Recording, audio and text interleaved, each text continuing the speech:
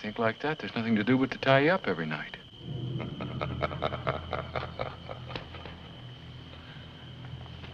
In my last video, The Conspiracy Brain Syndrome, I went on a vigorous attack against conspiracy theory and left it battered and broken, bleeding to death on a darkened path deep in the woods, gasping for its last breath under the pale blue moonlight. It seems that I managed to hit a lot of raw nerves for the type of message I was speaking, and apparently more than a few people seemed to get quite upset about it. Oh, isn't that a pity? I'm not quite sure who these protesters are, because most of the emotional commotion was originating from several highly active sock accounts with absolutely no content, who began trolling the comment section relentlessly. Insofar as who I think these people might be, because none of these accounts are known followers of the Menace Age, a lot of evidence is pointing towards the dual sock, who may or may not have recruited a minion to help do his bidding. Or, as hacking reports from the Batcave have implied, the dual sock with dual socks, or some combination thereof. No matter what the case, the dual sock is getting punished over this severely, and I'm not too overly concerned about whether or not he is solely responsible in cahoots with an underling or claims that he has absolutely nothing to do with it. There's going to be serious consequences nevertheless, because I already warned him about this kind of troll conduct several times. Be that as it may, maybe there were some among you who were genuinely upset with the message I was conveying. But if so, I'm not sure why, as anyone who would regularly tune into the Menace Age transmissions shouldn't expect anything less. If anything, this opposition only reveals that many of you have not yet done what's been expected of you. Not only have many of you not let go of your addictive attachments, but you are, in fact, actively harboring them and trying to hide them all under a guise of philosophical disagreement. No, not acceptable at all. I already told you a long time ago that, at least when it comes to the Menace Age channel, there are no sacred cows. I am a reality deconstructionist, and everything you hold dear is on the table. When you were asked to let go of everything, that didn't mean to let go of everything except for the special exceptions that you keep hidden on the side. No, let go of everything means exactly that. Everything. There are no special exceptions. And the fact that I have uncovered some of these special exceptions means that I have a lot more work to do. You see, I have to apologize to a certain extent, because up until now I have been in a transition between spiritual strongholds, and as of late have not been able to give the adequate attention to my work as I usually would. And for this, I am truly sorry. A little cryptic backstory on this. In the early part of 2018, the time had finally arrived to where I had to depart my old spiritual stronghold. It served me well for a time, and I managed to produce more than 2 years of content in that place. But eventually, the space became an inadequate setting for the upcoming chapters of my work. And so I left that place, and then began a transitional phase, and ended up getting waylaid for a time in a sort of interval stasis situation. But eventually I broke out of that, and in the early summer of 2019 established a new foundation in a more appropriate environment. And ever since then, the production of my new spiritual stronghold has been underway, and is now at least 95% done.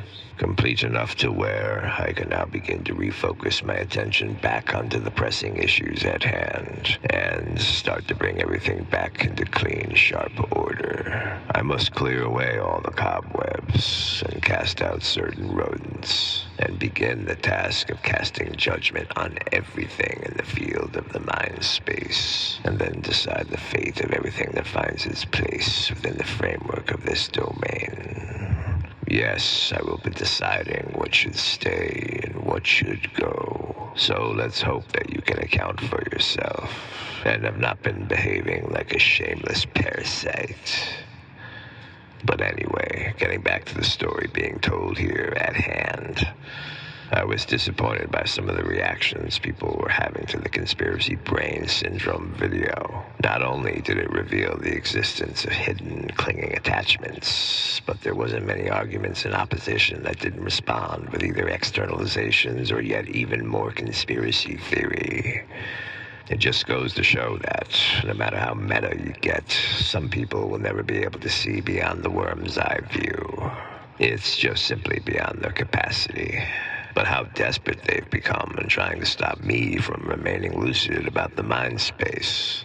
No, they don't want that, because if that happens, then the bar gets raised, and the higher the bar gets raised, the harder it gets for others to function, because this type of raised bar demands high concentration and discipline, and introduces a whole new set of arduous standards. No, they'd much rather I get distracted and lose clarity, so they can continue to be greedy and lazy. No, Sage, look at history. Come on, Sage, research these factions. Stop it, Sage. Pay attention to the outside world. Do anything, Sage. But please forget that it's a mind space. We don't want to take on any power or responsibility. We'd much rather be slaves to an illusion. It takes less effort, and it's secure and comforting. Please, Sage. Yeah, I know. But too bad. I am already aware that it's a mind space, and I'm not ever going to lose sight of it again. So you can just forget about that. It's too late. I'm already across that threshold, and I'm never going back. So you should stop trying to use cheap tactics and attempt to lower my clarity. No, instead, let's crank up the pressure and crack the whip down on you. And so this brings us to the solipsistic implications of the issue, which should be noted, as it brings us back to the metaphysical meat of the matter. After I posted the conspiracy brain video, during all the chaos of the ensuing sock puppet uproar, at a certain point, one of them did try to actually muster up the concentration to articulate a half-assed ideological argument, employing, of all things, the philosophy of solipsism. It seems like he was trying his best to try to throw down some kind of unmanageable conceptual sticking point, but it wasn't effective. At the time, I didn't go into an in-depth exchange with the fool, because it's really not worth typing paragraphs and paragraphs of discourse, only to have it later deleted. So now, when dealing with trolls, it's better just to sling a couple of insults and then block them immediately. So a lot of comments got lost in the shuffle. But luckily, before the dust settled, I managed to screenshot his comments because I figured at some point I would later address them just for amusement. And so I will now proceed to impale them endwise, properly. So on to the sock puppet's first comment. Sock puppet, quote, "Corona is bullshit. Strange that you don't even believe that there is a real world, Metasage, as you're a solipsist, which I basically agree with. And yet you think the coronavirus plandemic is real. And there's a real plandemic happening in the time and space of a big world. A world which you previously claimed in your solipsistic talks doesn't even exist. That's pretty ridiculous. You're contradicting yourself if you believe in coronavirus and yet don't even believe in objective, solid reality. How are all these supposed people dying on the news if they don't even exist because solipsism is real? You've become a contradiction." Unquote.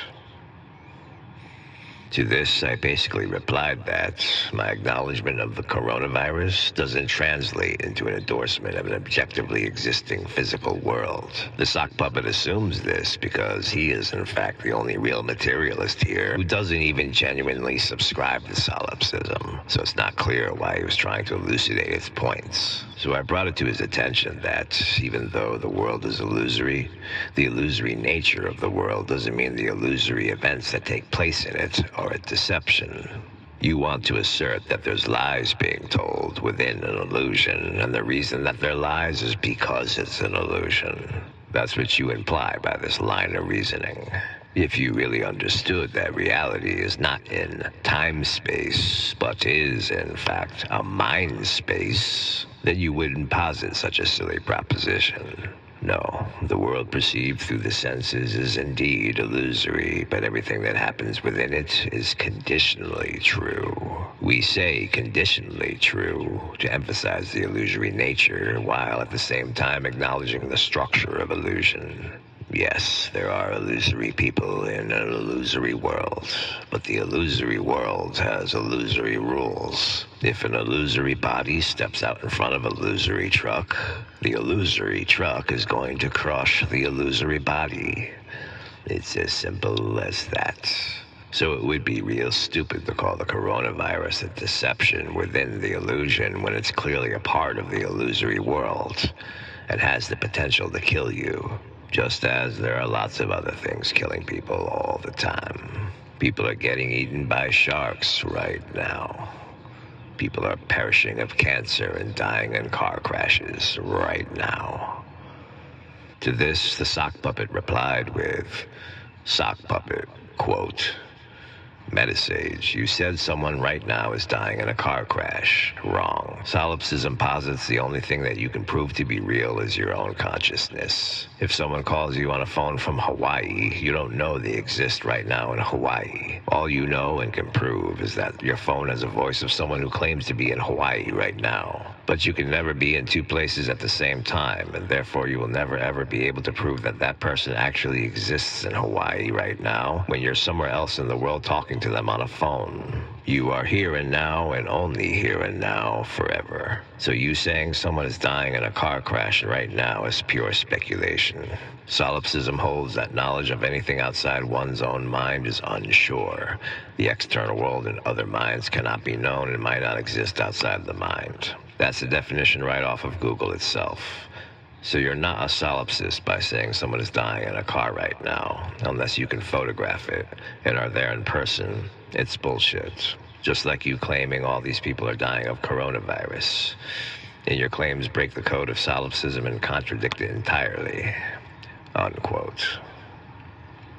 The main issue here, that seems to be this troll's major mental malfunction, is his inability to directly apply solipsism of the pure mind. Instead, he only considers it intellectually, which inevitably is always going to fall short of the mark. Becoming lucid versus only having knowledge about the subject of solipsism intellectually are two completely different things. It's a divide too wide to negotiate. And nothing in this sock puppet's little bag of dirty tricks will be sufficient enough to bridge the gap. The examples he references and the definitions he cites from the internet are also intellectual misinterpretations of solipsism, and it doesn't wash. Sorry, no matter how you slice it, I win and you lose. So let's go ahead and review the second statement, then parse through its points briefly, then dissect them accordingly. Solipsism posits the only thing you can prove to be real is your own consciousness. Solipsism posits this, huh?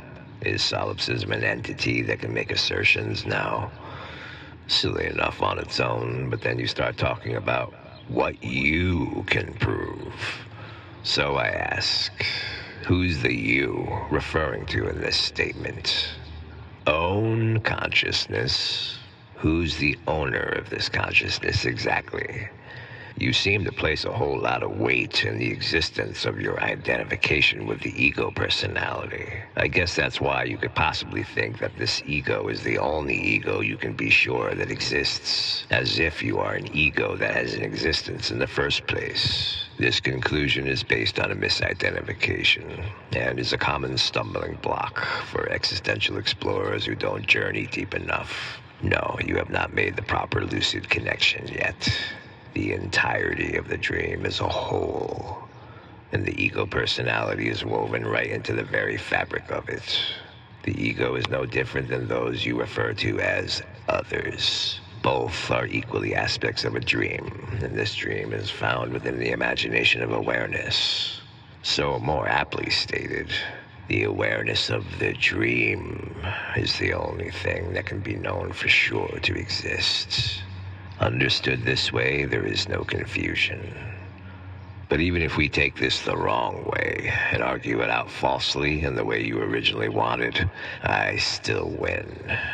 If my ego is the only ego that exists, and everything else in the world, including other people, are all figments of my personal mind, it does nothing to lessen the fact that the coronavirus, and anything else for that matter, are all conditional aspects of my imagined world. In other words, I am dreaming of an imaginary physical world where there are imaginary physical entities that are vulnerable to all kinds of imaginary deaths via all kinds of imaginary circumstances. And one of the things that I'm imagining to be killing lots of these imaginary entities is an imaginary virus. Hence, I imagine hearing all about these imaginary deaths going on in my imaginary world. So that doesn't work. Ultimately, what we can say with confidence is that, however which way you want to look at it, this sock puppet who left this comment is just as real or fake as the coronavirus. So think hard about how you want to answer that. The coronavirus is as much of a hoax as you are. Whatever you say the coronavirus is, you fall into the exact same category. Then the troll goes on to quote from a Google search. Quote, solipsism holds that knowledge of anything outside one's own mind is unsure. The external world and other minds cannot be known and might not exist outside the mind. Unquote. Yeah, but the thing is, this whole own mind versus the other mind bullshit is completely false. And the reason it's false is because it's a mere assumption grounded upon a faulty premise. Things that are outside of own mind. And what the hell might that be exactly? There's no own anything. How can a thing be outside of one's own mind when all there is mind? It's all mind. So please explain how anything can be outside of itself. There is no outside. And this is the crux of your misunderstanding, Mr. Sock Puppet Man. See, the problem here is that you are not sincere. Instead, you are just playing little word games and engaging in intellectual thought experiments that have no basis in reality. And the reason you are doing this is because you want to both hide your attachments and attempt to distract me from clarity. But you failed on both fronts. And now I'm going to turn the tables and put you through your paces. I know that you are actively trying to hide your special exception attachments from me. But now I think the time has finally come for a slaughter of the sacred cows. So watch out. I am coming for everything, and I will hunt down every last sacred attachment you have hidden deep in your mind. I am going to find them all and lay them bare. Nothing is safe. And if you think for 1 second that, by erecting fortified walls around your precious attachments, that it's going to do anything to stop me, then you are sadly mistaken, my friend. It's not going to stop anything. I will find every last attachment that you have concealed, and I will drag it out into the open and then brutalize it harshly. And I don't care how vigilant you are in your protective efforts. It's just a matter of time, and I have an obscene amount of patience.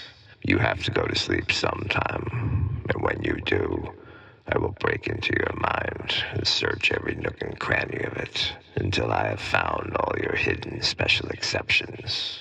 Then I will proceed to quickly strip them down and then club them repeatedly to within inches of their lives. I'll tell you what. I'll make you a little bet. 3 times 35 is 105. I'll bet you $105,000 you go to sleep before I do.